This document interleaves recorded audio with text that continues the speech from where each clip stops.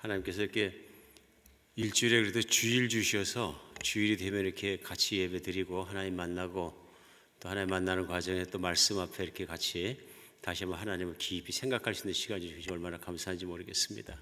오늘도 우리가 하나님 말씀 요나서 1장 말씀을 1절에서 12절까지 본문으로 같이 봉독해 주셨습니다.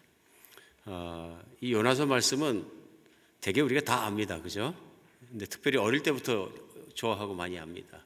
제 6살짜리 손자가 교회 갔다 와서 교회 뭐 했냐 그랬더니 가지고 와서 보여주는 게 뭐냐면 배를 보여줘요. 그게 뭐냐 그랬더니 그 옆에 보니까 요나를 그린 거예요. 요나를. 그래서 요나에 대해서 배웠구나. 그래서 상당히 좋아하는 걸 제가 이렇게 알았어요. 보면서 아이들도 참 이 스토리를 참 좋아하는구나 하는 생각을 했습니다. 여러분 어떻습니까? 오늘 요나의 스토리 들으면 한 사람의 인생에 대해서 나옵니다. 특별히 하나님께 쓰임받았던 사람, 선지자로 북왕조 이스라엘에서 사역했던 한 선지자의 모습이 오늘 나옵니다. 나오면서 오늘 특별히 어쩌면은 본문이 계속되면서 우리도 평상시에 겪을 만한 그런 일들이 참 나옵니다. 그 내용 중에서 뭐냐면 하나님에 대해서 좋아하는 면도 있고 하나님이 하라고 하신 것 내용에 대해서 마음에 안 드는 것도 있을 수 있다 그런 것을 오늘 보게 됩니다. 요나는 오늘 1절에서 말씀 나온 것처럼 선지자로 하나님 앞에서 사역하던 사람이고 그 하나님께서 말씀하셔서 하신 내용이 뭐냐면 너는 일어나 저 큰 소금 니느웨로 가서 그것을 향하여 외치라 그 악독이 내게 상달되었음이라 이렇게 명령하십니다. 그러니까 쉽게 생각하면 이웃 나라로 선교 가라 그러신 겁니다. 이웃 나라로 선교 가서 거기에다가 복음을 선포하고 하나님께 회개하라. 회개하지 않으면 저주가 임할 것이요 회개하면 하나님께 용서하시고 복을 주시리라. 이런 메시지 전하라고 가라 그러신 것 같습니다. 오늘 요나가 그걸 싫어했어요. 싫어했던 거예요. 왜 싫어했냐면 역사 속에서 드러나는 것처럼 오늘 가라 그런 니느웨라는 곳이 그 당시에 요나가 사역했던 시대에 그러니까 지금부터 기원전 한 800년 됐으니까 2800년 전에는 그 이스라엘의 특별히 북왕조 이스라엘의 원수 같은 나라였습니다. 이 아수르란 나라가 상당히 커졌습니다. 왜 그러냐 하면은 인류의 초기 문명이 많이 발전했던 티그리스 강과 유프라테스 강을 배경으로 생겼던 문명들입니다. 나라들이고요. 그 중에 대표적인 나라가 이제 바로 이 아수르가 거기에 속하는 거죠. 지금은 그 지도로 보면은 이라크 중북쪽에 보면은 모술이 있는 게 바로 붙어 있었던 것이 고적 도시 니느웨가 아직도 남아 있다 하는 것입니다. 그래서 오늘날도 확인되는 지명이고 옛날 성읍이고 한 것을 알 수 있습니다. 그런데 과거에는 아수르가 거기에서 강대한 나라로 자라나서 대개 인류의 문명이 초기 문명이 그 유프라테스 티그리스 강 그리고 또 나일강 이런 데서 주로 발원을 했기 때문에 우리는 그 배경을 봐서 알 수 있습니다. 나라가 강해지니까 세력을 확장하면서 제일 먼저 힘들었던 것이 누구냐면 바로 이 북왕조 이스라엘입니다. 그래 한때는 그 아수르란 나라에게 조공도 바치는 그런 나라가 됩니다. 그러니까 원수 같은 나라죠. 뿐만 아니라 그들이 나라를 점령하고 피점령국에 대한 것을 보면 아주 잔인하게 대했다고 역사 속에서 증거하는 것들이 있습니다. 얼마나 잔인했는지 그 정복민들을 죽일 때 혀를 뽑아 죽이고 말뚝을 박아 사지를 묶어놓고 살을 뜯어 죽이고 이런 일들을 자행했던 사람들이 그 사람들이라고 역사에서 기록들이 요즘 나오고 있습니다. 그러니까 그런 나라이기 때문에 그런 나라 가서 복음 전하라 하니까 요나가 싫었던 겁니다. 3절에 보면 그러나 요나가 여호와의 얼굴을 피하려고 일어나서 다스로 도망하려 하여 욥바에 내려갔더니 마침 다스로 가는 배를 만난지라 여호와의 얼굴을 피하여 그들과 함께 다스로 가라고 뱃삭을 주고 배에 올랐더라 얘기합니다. 오늘 3절에만 2번 나오는 게 뭐냐면 요나가 하나님의 얼굴을 피하려고 도망갔다는 것입니다. 과거의 그 신앙관이 그랬던 것 같습니다. 이스라엘에 계시는 하나님, 이스라엘을 사랑하시는 하나님이니까 아마 이스라엘을 벗어나 다른 데로 도망가면 하나님께서 나를 더 이상은 그 일을 시키지 않으실 것이다 생각하지 않을까 싶습니다. 그냥 하나님을 안 믿습니다 하고 도망갔다기보다는 하나님께서 시키신 이번 그 일, 니느웨로 가라 하신 일이 싫었던 겁니다. 그래서 니느웨는 이스라엘에서 북왕조 이스라엘에서 동쪽으로 가야 합니다. 지도로 보면 오른쪽으로 가야 되는데 반대편 왼쪽 서쪽으로 도망갑니다. 욥바라는 것은 지금 지중해 연안에 있는 이스라엘에서 갈 수 있는 항구입니다. 욥바라는 곳에 가서 다시스로 가는 배를 타고 갔다. 그래서 정확하게는 안 나오지만 다시는 지금 스페인이나 포르투갈 있는 그쪽의 대륙을 향해서 갔던 것이 분명합니다. 정반대죠. 동쪽으로 가라. 그래도 서쪽으로 갔다. 뭐 생각나십니까? 청개구리 생각나십니까? 부모 말을 듣지 않던 청개구리가 비 오니까 울던 청개구리 생각이 나는데 하나님 말씀이 싫으니까 도망갈 수 있다. 도망갔던 요나의 이야기 우리가 알고 있습니다. 그런데 하나님께서 그 배를 흔드십니다. 폭풍이 오게 하시고 흔들어서 결국 그 배가 뒤집어지고 정말 침몰하게 생겼으니까 선원들이 난리가 납니다. 오늘 본문 가운데 나온 내용이 선원들이 난리가 나고 자기들이 믿는 신들의 이름을 불러가면서 부르짖었는데도 안 되고 가지고 있던 짐을 가볍게 하기 위해서 막 다 집어 던지고 비상대책을 다 했는데도 기상은 여전히 나쁘고 어느 순간이라도 배가 가라앉을 것 같습니다. 그런 상태에서 보니까 이들이 급하니까 우리 중에 누가 단단히 죄진 사람이 있는 보다. 그래서 제비를 뽑았던가 봐요. 그랬더니 요나가 딱 뽑혔습니다. 요나가 뽑혔는데 보니까 요나는 배 밑창에서 자고 있는 겁니다. 선원들이 가서 그를 깨웁니다. 일어나라. 너는 누구며 어디서 왔으며 너는 어떤 사람이냐. 왜 너 때문에 저주가 임하느냐 물어보니까 히브리 사람이요 하나님 경외하는 사람이다. 근데 하나님이 나 때문에 저주를 내리신 건 분명하다. 그러니까 오늘 마지막으로 12절에 뭐냐면 그러니까 여러분이 나를 들어서 물에 던져라. 그럼 하나님이 여러분에게는 파도를 잠잠하게 해주실 것이다. 그러면서 결국 선원들이 요나를 물에 던지게 됩니다. 오늘 1장에서는 여기까지인데요. 이 내용이 진행되면서 우리는 하나님께서 이 요나의 스토리를 왜 성경에 넣어주셨을까? 이 요나의 얘기가 참 독특하지 않습니까? 왜 성경에 넣어주셨을까? 생각하지 않을 수가 없습니다. 요나뿐만 아니라 요나 후세 그리고 계속 오는 우리에게도 우리 하나님께서는 분명히 보고 듣고 느끼고 우리가 바로 신앙생활을 해야 되기 때문에 신앙생활에서 주셨다는 것이 분명합니다. 오늘 이 내용 속에서 최소한 우리는 몇 가지 깨달을 수 있는 것이 있습니다. 제일 먼저 뭐냐면은 하나님은 죄인을 사랑하십니다. 하나님은 죄인을 그냥 사랑하시는 게 아니라 많이 사랑하시는 거예요. 그래서 하나님은 어떤 사람이 의롭고 어떤 사람이 정말로 하나님이 사랑할 만하기 때문에 사랑하시는 것이 아니라 하나님은 사랑할 만하지 않은 죄인을 사랑하십니다. 그래서 성경은 하나님은 사랑이시니라 하시는데 오늘 느느웨 사람들은 하나님이 사랑하시기에는 너무 패역한 사람이었다는 건 분명합니다. 그러니까 요나가 볼 때의 느느웨 사람은 하나님이 사랑해서는 안 되는 사람들로 보였던 겁니다. 그런 사람까지 하나님이 사랑하신다면 하나님의 사랑이 어쩌면 너무 싸구려같이 보여질지도 모르겠습니다. 오늘 이스라엘 사람을 사랑해 주시는 것은 아브라함 조상 때부터 선택을 하시고 자기 자녀 삼아 주시고 약속을 해 주셨기 때문에 하나님의 이스라엘 사랑은 당연한 것인데 그리고 자기가 유대인이고 이스라엘 사람이 된 것이 자랑스럽게 생각했는데 하나님께서 악독하고 반드시 죽이셔야 된다고 생각하고 있는 니느웨 사람들을 사랑하신다는 건 감당이 안 되는 내용이었던 것입니다. 그러나 하나님은 죄인을 사랑하십니다. 오늘 요나가 깊이 깨닫지 못하던 게 무엇이냐면 이스라엘 백성이 사랑받을 만하기 때문에 사랑받는 것이 아니라 하나님의 은혜가 하나님의 자비하심이 그들을 백성 삼아주시고 사랑했다는 것을 이해하지 못하고 깊이 깨닫지 못한 것입니다. 하나님에 대해서 안다고 했지만 요나가 하나님에 대해서 바르게 알지 못했던 것이 오늘 그의 행동과 말씀을 통해서 드러나는 것입니다. 하나님은 하나님이 누구인지를 알게 하시기 위해서 우리에게 많은 계시를 해주십니다. 자신을 드러내 주시는데 그중에서 우린 구약성경이 시작하자마자 할 때부터 시작해서 신약성경의 마지막까지 성경 안에서 우리가 발견할 수 있는 것은 하나님이 어떤 분이신가 하는 것입니다.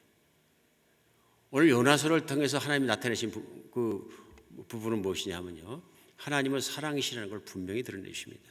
하나님은 죄인이 죄로 말미암아 죽는 것을 기뻐하지 않는 하나님입니다. 죄인이 회개하고 돌이켜서 사는 것을 기뻐하신다. 그래서 그 나라의 그 백성들까지도 회개하기 원하게 하시고 깨우시기 원하신다.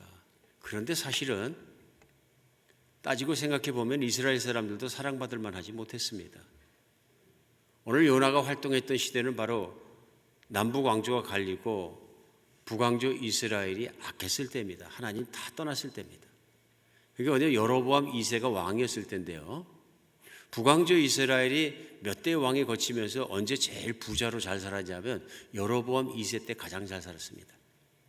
그래서 열왕기하 14장에 보면은 이 하나님께서 이스라엘을 볼 때에 악하고 하나님을 떠나서 정말 이방 민족 이상으로 악하게 살아가는 북왕조 이스라엘의 삶을 보면서 개탄하시지만 그들을 도와주는 사람도 없고 도와주는 손이 없어 도와주기로 작심하시고 그 요나를 쓰셨다. 하나님 말씀을 선포하게 하셨다. 그리고 하나님이 그들을 부자가 되게도 허락하셨다고 나옵니다. 근데 그들이 부자가 되고 잘 살수록 하나님을 떠나는 거예요. 그러니까 그 당시 상황이 뭐냐면 배경이 이스라엘 백성들도 하나님 사랑받기는 사실은 합당하지 못한 사람들이에요. 근데 요나가 보기에는 그래도 자기는 선지자이기 때문에 알죠. 패역한 이스라엘 사람들이 사는 게 그 사람들은 이스라엘 사람은 사랑받을 자격이 있지만 니누에는 아닙니다 하는 편견이 선입관이 있었던 것을 우리는 알 수 있습니다. 하나님은 요나가 가지고 있던 하나님에 대한 이 지식, 하나님이 이렇게 죄인도 사랑하신다는 것, 그리고 하나님은 온 땅 끝에까지라도 하나님 믿는 사람들이 편만하게 일어나기를 원하신다는 선교하시는 하나님을 깨닫지 못했던 거예요. 그러니까 하나님의 말씀을 피해서 도망갈 수밖에 없는 그런 오늘 불순종하는 태도를 취하게 됐다고 믿어집니다. 하나님은 사랑하십니다. 하나님이 이런 사랑의 하나님이 아니셨으면 우리는 희망이 없습니다. 희망이 없습니다. 우리도 내가 정말 하나님 사랑받을 만한 일과 그런 걸 많이 했기 때문에 하나님 나를 사랑해 주신다고 생각한다면 큰일인 거죠. 왜냐하면 우린 누구도 하나님 보시기에 사랑하시기 흡족할 만큼 의롭게 살지 못하기 때문에 그렇습니다. 오늘 하나님의 사랑이 끝이 없다는 것을 우리 알고 사랑하는 여러분과 저도 되게 됐으면 좋겠습니다. 우리 로마서 5장에서 사도 바울은 우리가 아직 죄인 되었을 때 하나님께서 그 아들 예수 그리스도를 이 땅에 보내주셔 그 생명을 바쳐 사랑하심으로 하나님의 우리를 향한 사랑이 어떤 것인지를 확정하셨다고 말씀합니다. 근데 그게 언제냐면 우리가 아직 죄인 되었을 때입니다. 하나님이 나를 언제 사랑하셨냐면 하나님은 내가 믿지도 않던 죄인 되었을 때 이미 사랑하셨다는 것을 우리 로마서는 그대로 전하고 있습니다. 근데 요나에게도 이런 하나님을 믿는 것이 쉬운 일이 아니었다는 것을 우리 생각해 볼 수 있습니다. 오늘도 마찬가지일 수 있습니다. 만약에 누군가 나에게 악한 짓을 했는데 그래 내가 이제 피해자가 된 거죠. 용서하려고 노력하고 그 사람 용서해야 되겠다. 하나님 용서하려고 노력하고 있는데 옆에 있는 누군가가 그래 맞아요. 그 사람도 하나님이 엄청 사랑하십니다. 얘기하면 속상하지 않겠습니까? 전 속상할 것 같아요. 그렇죠? 그것도 옆에서 누가 그렇게 얘기하면 저 전에 누가 평생 부부간에 정말 싸움에 든 가장 큰 요인이 뭐냐면은 어떤 사람이 가정에 좀 피해를 끼쳤는데 그것 때문에 아마 그 부인 되는 와이프가 아마 굉장히 힘들었나 봐요. 그 사람 때문에 손해를 입었으니까. 그런데 남편이 옆에서 얘기하니까 그 사람도 다 하나님의 자식이고 하나님이 사랑하신다고 이렇게 얘기하니까 남편이 너무 밉더래. 그들이 이제 그 사람만 해를 끼친 사람만 정말 용서가 안 되고 이해가 안 되는 게 아니라 남편도 이렇게 보면은 잘났다는 얘기지, 의롭다는 얘기지, 많이 안다는 얘기지. 그러니까 보면은 싫어지더래. 근데 그게 서로 이제 대화가 없고 그러다 보니까 그게 마음속에서 굳어져 가지고 부부 생활이 그때부터 금이 가고 갈라지기 시작했다. 그래서 그런 마음이 들더래. 이 사람이 마음을 쓰는데 원수까지 뭐 밖에 있는 사람들은 그렇게 마음을 주고 사랑하면서도 나는 사랑하지 않고 가족은 사랑하지 않는구나 이런 마음까지 들어가지고 결국은 가정이 갈등하게 됐다 하는 얘기를 언제 한번 심각하게 나눠주신 걸 제가 들었습니다. 우리 사람이 연약한 거죠. 연약해서 우리는 하나님에 대해서 아는 것도 조각 지식일 수밖에 없는 경우가 많습니다. 또 하나님이 안다 할지라도 그런 하나님을 내가 어떻게 대해드려야 하는지 어떻게 순종해야 되는지 생각할 때에 우리는 선택적일 수 있고 우리는 또 하나님을 아는 것에서 편견을 가지고 선입관을 가질 수 있습니다. 오늘 우리가 분명히 알아야 되는 것은 하나님은 죄인도 무한 사랑하신다는 것을 우리는 믿고 알아야 되는 것입니다. 오늘 그래서 세상을 살아가면서 어떤 사람도 용서할 수 있고 그 사람을 위해서 정말 중보기도 하고 같이 전도할 수 있는 것은 이런 하나님의 사랑에 기반한 것입니다. 만약에 하나님이 이렇게 죄인을 사랑하지 않는다면 전도하지 않겠죠. 오늘 요나가 선교하러 가지 않는 것처럼 전도하지 않을 것입니다. 그들은 사랑받을 자격이 없습니다. 생각하니까요. 하나님은 우리를 사랑하십니다. 하나님은 죄인도 사랑하십니다. 오늘 두 번째 우리 깨달을 수 있는 것은 하나님을 아는 지식은 믿음과 함께 자라가는 것입니다. 그냥 예수님 처음 믿을 때 완전한 신앙, 완전히 성숙한 신앙을 주시는 게 아니고 구원받을 신앙을 주시는데 우리가 신앙생활하고 살아가면서 하나님 점점 더 알아가고 더 알아가고 더 알아가면서 우리 안에 하나님을 아는 지식이 커지고 믿음이 커지게 하나님께서 역사하신다는 걸 알 수 있습니다. 그래서 전국은 온전하게 하나님을 섬기고 믿고 살아갈 수 있도록 우리에게 그런 길을 열어주십니다. 요나는 선지자 생활을 했으니까 이스라엘 백성 중에서 으뜸가도록 믿음의 사람이고 성숙했던 신앙인 건 분명합니다. 그런데 오늘 그의 행동을 봐서는 신앙이 성숙해 보이지 않습니다. 그렇죠? 투정 부리는 어린아이 같습니다. 하나님 앞에 투정 부리고 반발하는 어린아이 같습니다. 그러니까 우리가 볼 때는 요나의 신앙이 더 커져야 될 것은 분명하다고 오늘 느껴집니다. 순종하지 않잖아요. 내가 좋으면 순종하고 좋지 않으면 순종 안 한다 그러면 이건 순종이 아니잖아요. 오늘 그런 순종을 보인 요나가 어쩌면 오늘날 우리 모습일 수도 있다는 것입니다. 왜냐하면 내가 선입견과 편견을 버리지 않으면 그렇게 된다. 하나님을 아는 지식은 자라가는 것입니다. 에베소서에서 사도 바울이 말씀하실 때도 교회를 통해 하는 것이 너희가 그리스도를 아는 것과 믿는 것이 하나가 되어 장성한 분량까지 자라가라 하고 교회 말하고 교인들에게 말하는 것은 우리의 신앙은 자라가야 되는 것입니다. 하나님을 더 알고 더 깊이 체험하면서 바뀌어가야 되는 것이다 하는 것을 알 수 있습니다. 우리 대표적인 것이 뭐냐면 예수님께서 직접 가르치고 3년 반을 배운 제자들의 사도행전에서 나타나는 태도들입니다. 제자들 모두가 그랬던 것 같고요. 빠짐없이 그랬던 것 같습니다. 특별히 사도 베드로도 굉장히 강하게 갖고 있던 게 뭐냐면 이스라엘 백성이 갖고 있는 선민의식이었어요. 그래서 하나님께서 그를 보내서 이방인이었던 로마군, 그러니까 로마군의 장교였던 그 가정으로 보내서 복음을 전하게 하시려고 그러는 거죠. 복음을 전하게 하시는데 베드로가 가기를 싫어하는 겁니다. 왜 싫으냐면 이방인의 집에 들어가기도 싫을 뿐더러 들어간 적도 없고 제가 보기에는 이방인과 악수도 하지 않고 이방인과는 정말 포옹도 하지 않고 이방인과는 거래도 하지 않는 거죠. 유대인들은 그걸 자랑스럽게 여겼고 자기를 정결하게 지키는 거라고 생각했던 겁니다. 다른 민족과 그런 행위를 하게 되면 그건 더러운 것이고 경건하지 못한 것이고 그렇게 생각하는 것이 어릴 때부터 배워서 머릿속에 박혀있던 겁니다. 그런 그를 보내려고 하니까 고넬료라는 백부장의 집에 보내는데 안 가겠죠. 그러니까 하나님께서 보자기 환상을 보여주십니다. 율법에 나와 있는 정결한 음식이 될 수 있는 동물들이 아니라 먹을 수 없는 동물들을 잔뜩 담은 보자기를 내려옵니다. 그러면서 하나님 말씀은요, 잡아먹어라 그러십니다. 그랬더니 베드로 말이 뭡니까? 내가 잡아먹을 수 없나이다. 내가 어릴 때부터 이렇게 더러운 것들은 율법이 말씀하시는 정결한 것 외에는 먹은 적이 없습니다 하고 얘기합니다. 말을 안 들으니까 그렇겠죠. 하나님이 3번씩이나 보자기를 올락내락 보여주시면서 잡아먹어라 말씀하시는 거예요. 내가 정결하다고 한 것을 내가 더럽다고 하지 말라. 참 어려운 거죠. 내가 깨끗하다고 지금 말하고 있는 것을 내가 더럽다고 하지 말라. 그래서 그때 베드로가 깨닫습니다.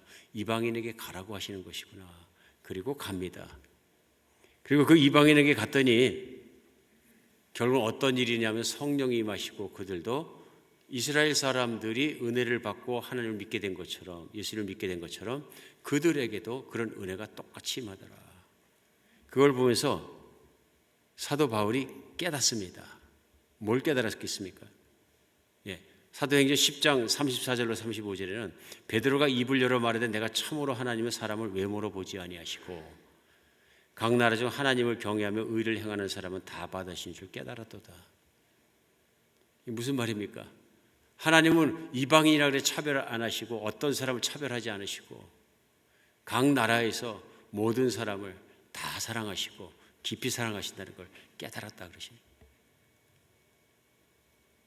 오늘 하나님께서 베드로 사도에게 특별한 은혜를 베풀지 않았으면 이거 어떻게 깨닫겠습니까? 근데 참 생각해 봐야 되는 것이요. 이렇게 깊이 깨닫고 그런 환경을 보고 이렇게 고백을 했음에도 베드로 안에 고정관념과 이 선입견이라는 건 참 오래 가는구나 하는 거 생각을 버릴 수 없게 돼요. 왜냐하면 나중에 갈라디아서랑 사도 바울이 보면 사도 베드로에 대해서 얘기하면서 언젠가 내가 사도 베드로와 함께 이방인들과 앉아서 밥을 먹고 있었는데 예루살렘에부터 유대인들이 오니까 안 먹은 척하고 뻘떡 일어나고선 안 먹은 척하고선 외면하더라 하는 얘기입니다. 그러니까 이방인을 선교를 같이 하고 있다가도 갑자기 유대 사람들이 예루살렘에서 전통 유대인들이 왔다 그러니까 그들이 자기를 배교자라고 얘기할 것을 겁내고 비판할 것을 겁내가지고 외식했다고 표현을 하는데 안 그랬던 척하더라. 안 먹은 척하고 교제 안 한 척하더라. 그러면서 사도 바울이 아주 신랄하게 비난하는 걸 볼 수 있습니다. 고넬료의 집에도 갔었고 자기도 선교를 하면서도 여전히 내 속에 남아있던 생각이 유대인으로서 이방인과 교제하고 이러면 다른 유대인 볼 때 나를 판단할 것이다. 이게 두려웠던 거죠. 다른 사람의 눈길이 두렵고 체면이 가렸던 그의 모든 걸 봐서 이게 얼마나 속에서 이 선입견과 편견을 가지고 있는 것이 힘들게 하는가 우리는 알 수가 있습니다.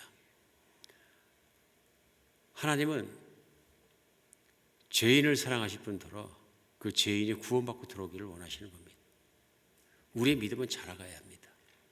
하나님이 여러 경로를 통해서 깨닫게 하시고 느끼게 하시고 믿음을 키워가시는 것 같습니다. 베드로는 그래서 모든 걸 나중에 다 극복했기 때문에 어느 이방 나라에 가서도 열심히 복음을 전하고 나중에 로마까지도 가서 복음을 전한 것을 역사는 전하고 있어서 우리는 알 수 있습니다. 믿음이 커져가고 있는 것이죠. 자라가고 있는 것이죠. 만약에 하나님께서 그렇게 인도하시고 가르치지 않았다면 믿음이 자라지 못했을 것입니다. 오늘 요나가 도망가면서도 하나님은 그의 믿음을 키워가십니다. 아마 믿음이 크지 못하는 가장 큰 이유 중에 하나가 뭐냐면 내가 다 안다, 내가 다 성숙해졌다는 교만이 가장 큰 장애물이 되는 것 같습니다. 하나님은 이런 요나를 바다까지 낮추십니다. 어디까지 낮추십니까? 바다 밑에까지 낮추십니다. 물에 던짐 받고 이제 죽음 가운데 들어가고 물고기가 먹게 하고 죽음을 체험하게 하십니다. 물고기 뱃속에서 3일 동안 2장에 나옵니다. 오늘 1장 말씀 나오는데 2장에 가득 나와 있는 내용이 뭡니까? 회개입니다. 회개입니다. 내가 결국은 바다 밑까지 들어왔습니다. 내가 결국은 죽음을 눈앞에 두고 있습니다. 하나님 나를 용서해 주세요.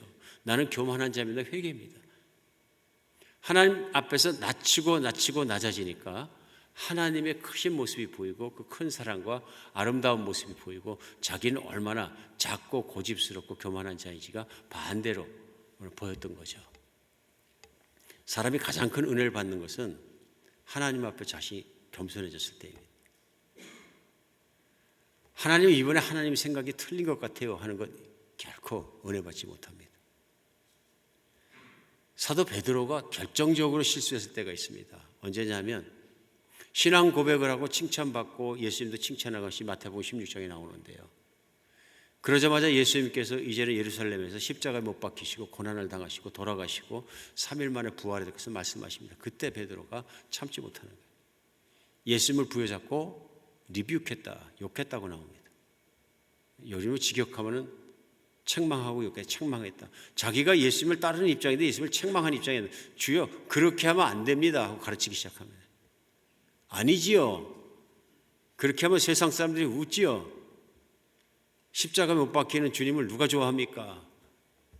난리를 친 거죠. 우리는 여기서 인간이 얼마나 교만해질 수 있는가를 알 수 있습니다.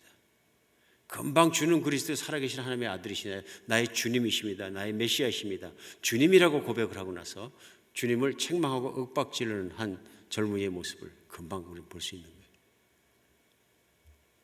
우리 인생을 살아가면서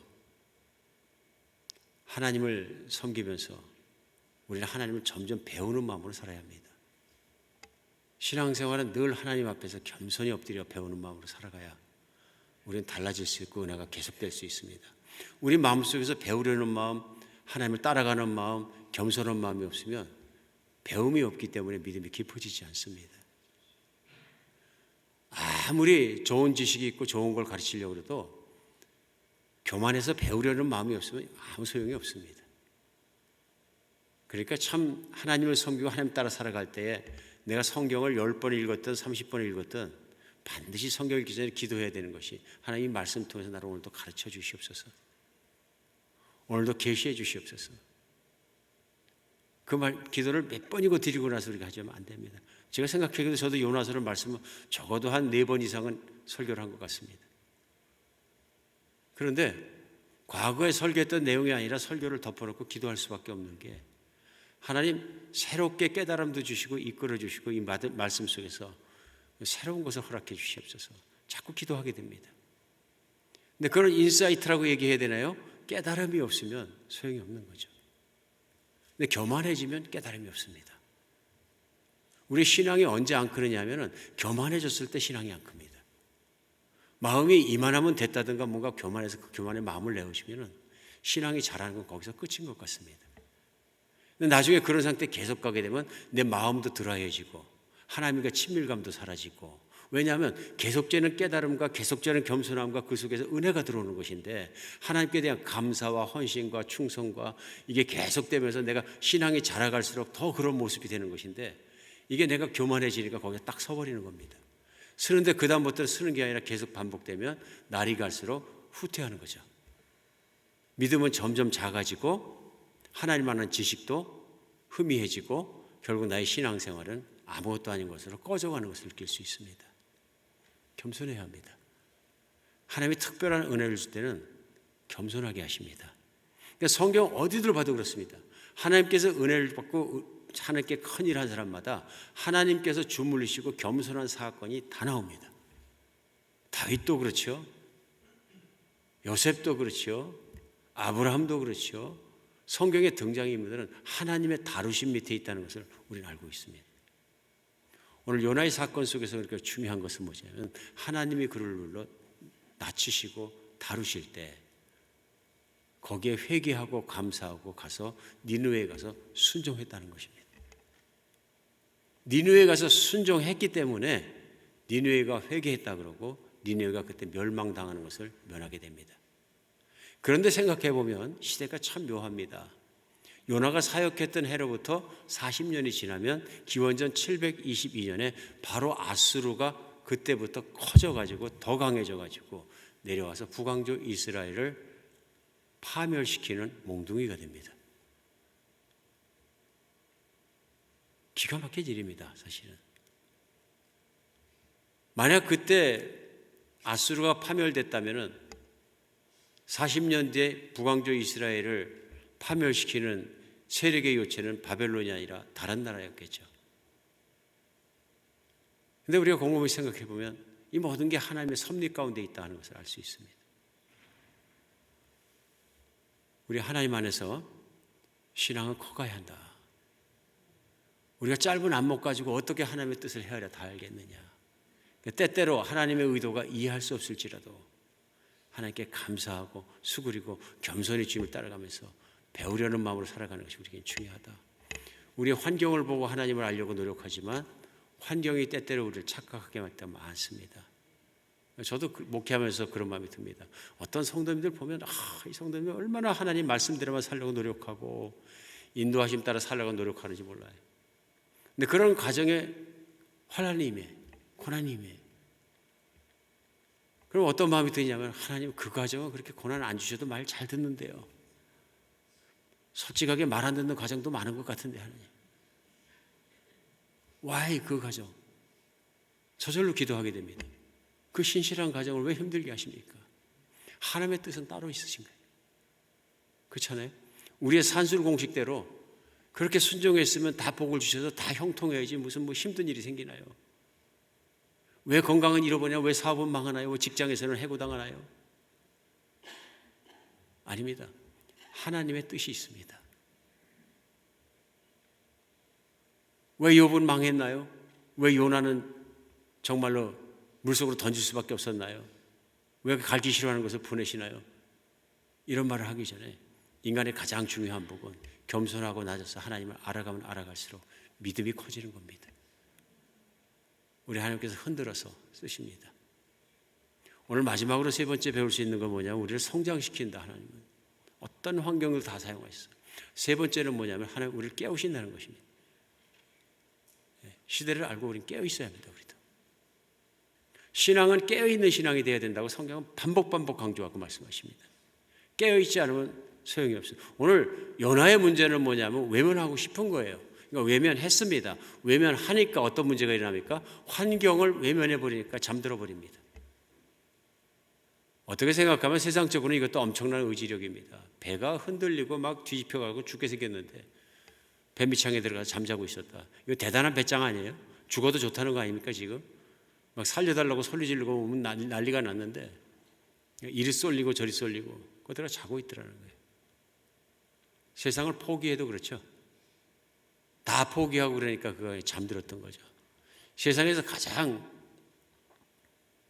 무능해 보이는 사람이 이렇게 잠든 사람입니다. 무능한 거죠. 의지도 없고. 요나의 그런 모습 속에서 우리는 참으로 실패한 한 인간의 모습이 보입니다.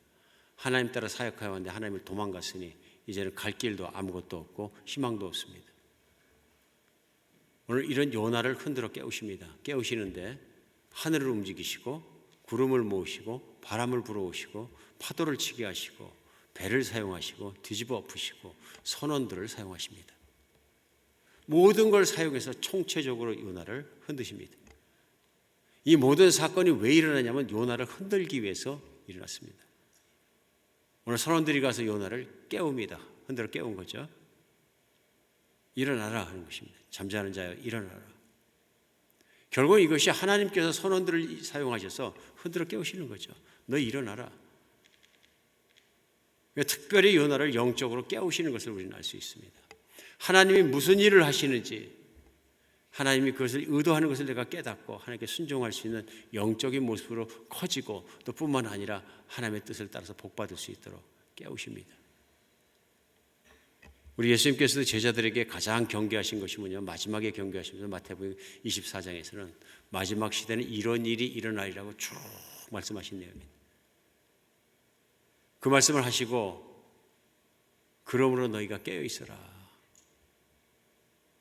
내가 재림해서 다시 오게 되면 세상이 끝인데 너희 깨어 있어라 얘기하십니다. 내가 왔을 때 너희가 잠든 것을 보지 않게 하라. 이 육신의 잠을 얘기하고 있는 건 아니고 영적인 잠이죠. 믿음에서 깨어 있으라는 얘기입니다. 그 얘기는 뭐냐면 be ready. 내가 어느 순간에 오더라도 깨어서 신앙인으로서 나를 믿는 자로서 내 뜻과 내 말을 따라서 정말로 칭찬받을 수 있는 일을 하면서 하고 살아라. 그래서 내가 언제 오더라도 책망받지 않을 만한 인생을 살아라 하는 것을 깨어있다는 거죠. 근데 제자들이 사실은 깨어있는 것에 실패한 사람들입니다. 예수님이 겟세마네에서 마지막으로 기도하고 십자가에 못 박기 직전까지도 얘기하십니다. 이제는 정말로 시험 들지 않도록 깨어서 기도하라 그러시는 거죠. 3번씩이나. 근데 그때마다 제자들이 잠들었다는 것입니다. 예수님이 그때 책망하시는 게 너희가 잠시도 깨어있을 수가 없더냐. 잠시도 깨어있을 수가 없더냐. 깨어서 기도해서 시험 들지 않아야 한다 하고 말씀하신 걸 알 수 있습니다. 그런 제자들 깨어서 열방까지로 뛰어나가서 순교하면서까지도 복음을 전하고 주의 복음을 위해서 살다가 그의 인생의 모든 것을 불태웠던 그런 내용들은 정말로 우리에게 전하는 메시지가 무엇입니까? 하나님이 깨우시면 영적으로 깨어날 수 있다는 것입니다. 영적으로 깨어나야 우리 살 수 있습니다. 이 마지막 시대를 살아가면서 하나님의 은혜로 우리가 은혜를 받아서 하나님의 자녀가 되었습니다. 하나님의 자녀가 되었을 때 우리가 살아가는 특별한 목적이 있어야 합니다. 사랑하는 여러분, 지난 토요일 날도 새벽 기도 때 제가 나눴어요. 그게 뭐냐면 우리는 너무 쉽게 매료되는 것들이 있어요. 신앙이라는 건 내가 천국 들어가는 것이라면 초점을 맞추게 됩니다. 그럼 마치 잘못하면 신앙의 목적이 천국인 것처럼 생각을 하는 거죠. 신앙의 목적이 천국 들어가는 것. 근데 사실 거기 위험하다는 말씀을 토요일에도 나눈 거예요. 왜냐하면 신앙의 목적이 천국이로만 생각을 하니까 예전에 중세 십자군을 모을 때 어떻게 얘기했냐면은 보통 사람은 죽으면은 그 영혼이 연옥이라는 데가 있는데 폴가토리가 있는데 가 있다가 그가 한 선행과 다른 사람들의 중보기도로 힘을 입어가지고 천국으로 들어간다. 뭐 천주교에서 이렇게 잘못된 교리를 얘기한 거예요. 그런데 십자군으로 가면 지원해서 나갈 때 이 천국으로 막바로 들어간다. 죽으면. 그래서 천국 가고 싶어 하는 거예요. 이건 이슬람도 많이 사용하는 수법이에요. 이슬람에서 죽으면 사람의 영혼이 그들이 얘기하는 천국의 7단계에 들어가는데 제일 밑에가 제일 부끄러운 구원받은 사람이고 창피하게 평생을 살아야 되는 것이고 제일 위에가 제일 좋은 곳인데 누가 가느냐? 지하드, 소위 홀리워라 그래서 성전에서 용사로 순교한 사람들이 거기 간다 그러는 거예요. 그래서 순교한 사람들이 7단계에 가서 어떻게 사느냐면 여자 72명을 데리고 마음껏 영원히 누리면서 마음껏 섹스하고 마음껏 재물을 누리고 마음껏 산다는 거예요. 우리 자매님들이 제일 싫어할 텐데 그게 무슨 종교냐? 종교예요. 실제로 그렇습니다. 천국이라는 것을 상품으로 만들었고 그걸 가지고 미끼로 만들어가지고 사람들을 부리려고 하는 거예요. 여러분 물론 우리 믿음의 결과는 천국의 백성이 되는 것입니다. 그러나 천국은 결과입니다. 믿음의 결과예요. 하나님의 대면 하나님의 자녀로서 하나님 다스림 속에 살아가는 것이죠. 근데 중요한 건 목적이 따로 있다는 것입니다. 하나님이 왜 나를 구원시켰냐? 왜라는 단어를 놓고 보면 이해가 가잖아요. 하나님이 왜 나를 구원시켜 주시나? 성경에서 말씀 그 왜 구원을 하시는 거 분명한 건 뭐냐면 우리를 영화롭게 하려고 구원시키셨어요. 하나님의 영광에 동참하게 하시려고. 하나님의 영광에 동참하는 자가 되고. 요한복음 15장에 예수님의 기도가 그거죠. 아버지요, 내가 아버지의 말씀을 다 지켜 아버지를 영화롭게 한 것처럼 이제 아들도 영화롭게 하옵소서. 그리고 나를 믿는 내 안에 있는 따르는 제자들과 제자를 말하면 믿는 모든 사람도 아버지와 내 안에서 영화롭게 하옵소서. 이게 소원이에요. 아버지의 영광이 회복되고 하나님 자녀의 영광이 회복되는 것. 하나님 우리를 그걸 위해서 부르신 거죠. 그 영광이 회복된 모습을 살아가는 것을 원하시는 거예요. 어떻게 살아가느냐? 바로 주신 하나님의 말씀을 따라서 살아갔을 때 예수님의 아버지의 말씀에 순종하시고 모든 거룩함을 지키고 십자가에 못 박혀 죽으시고 3일 만에 부활하셔서 영광을 받으시고 보좌에 앉으신 것처럼 영광이죠. 우리도 예수님께 붙은 자로서 세상을 이기고 주님 옆에 앉았을 때 영광의 형체로 앉을 수 있도록 우리를 초청하시고 구원하시고 부르시고 계신 거죠. 그런 과정에 이 땅을 살아가는데 반드시 필요한 것입니다. 주님의 말씀대로 사는 것인데 주께서 너희는 온 천하를 다니며 만민에게 복음을 전파하라 말씀하시는 겁니다. 예수님은 오늘도 일하십니다. 하나님은 지금도 일하십니다. 2000년 전에 예수님은 고을과 성읍과 성읍을 다니면서 복음을 전하시고 일하신 예수님이 Don't stop, continue that. 그러므로 계속 가서 땅끝에 이를 때까지 복음 전하라 말씀하신 예수님께서는 그때나 지금이나 성령 가운데 역사하고 계신 것입니다. 그래서 여러분과 제가 살고 있는 이 시간에는 이 지구촌이 지난 2000년 역사에 어느 때보다도 가장 많은 사람들이 복음을 듣고 돌아오고 있습니다. 발전하고 있는 겁니다. 하나님 나라가 완성돼 가고 있는 것입니다. 우리 그런 시대를 살면서 복음 전하는 여러분과 제가 됐으면 좋겠습니다. 깨어 있어야 합니다. 밥만 먹고 산다면 그 하나님의 영광을 이루겠습니까? 나만 밥 먹고 살고 나만 편하고 나만 좋다면 복음을 전하기 위해서라면 내가 이웃부터 전하고 근처부터 전하고 다 같이 전하지만 필요하다면 땅끝까지라도 가서 내가 불편할지라도 요나처럼 저는 니느웨 가기 싫어요가 아니라 하나님께서 보내시면 난 인도 가기 싫어요.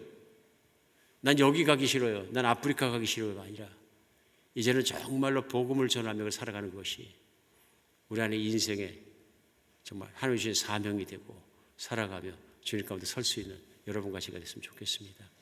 이웃에 복음 전하십시다. 이웃에 단 스티븐이라는 사람이 설문조사를 했어요. 8,000명을 대해서 미국에서 설문조사를 했는데 질문이 뭐였냐면 당신은 어떻게 예수를 믿게 되었습니까? 그중에 80%가 어떻게 대답하는지 아십니까? 내가 잘 아는 친지가, 이웃이 예수를 믿었더니 너무 좋다 그러면서 간증하고 전하는 또 권유하는 그 말들을 듣고 예수를 믿게 되었다. 사람으로 말미암아 믿게 되었는데 이웃이나 내가 잘 아는 사람을 통해서 권유받고 믿게 되었다 하는 거죠. 집회에 참석한 게 제일 많을 것 같은데 그런 게 아니고 개인적으로 권유받은 사람들이 제일 많다는 것입니다. 그렇습니다, 여러분. 예수 처음 믿는 분들 보면 다 권유받고 누군가 접촉해주고 누군가 했기 때문에 주님께 돌아옵니다. 오늘도 그렇게 역사하고 있다고 믿습니다. 우리도 밥 먹고 살고 배부른 것만 생각할 것이 아니라 물론 우리가 밥 먹고 잘 살아야 되겠지만은 우리가 사명이 있는 인생을 사시기를 예수님 이름으로 축복합니다. 우리 마지막 시대입니다. 이 마지막 시대 뭐 하겠습니까? 예수님도 지금도 일하시는 것처럼 우리도 그 복음 들고 같이 예수님께 전해서 참 예수님께 영광 돌리는 그런 삶을 사는 여러분과 제가 되었으면 좋겠습니다. 기도하겠습니다. 하나님,